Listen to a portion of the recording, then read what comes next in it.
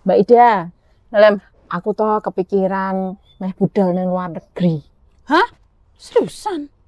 Lapa mbak rono kui? Loh Mbak, aku kan yo pengen duit akeh to Mbak. Kerja luar negeri kan gajinya gede. Mbak, awakmu niki wis enak to.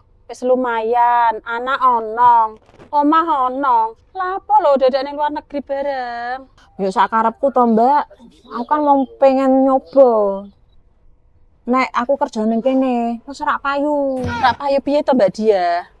Wong awakmu jek iso urip ning kene kok. Iya Mbak, mau urip.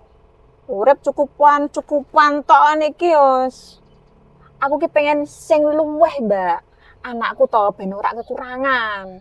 Mbak, aku iki tau wingi krungu.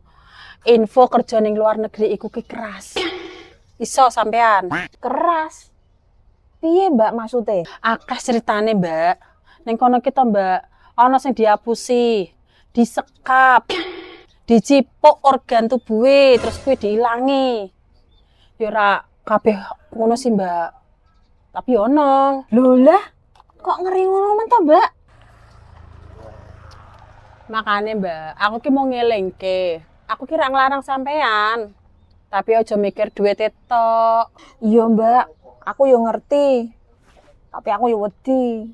Neng aku yo kesel Mbak.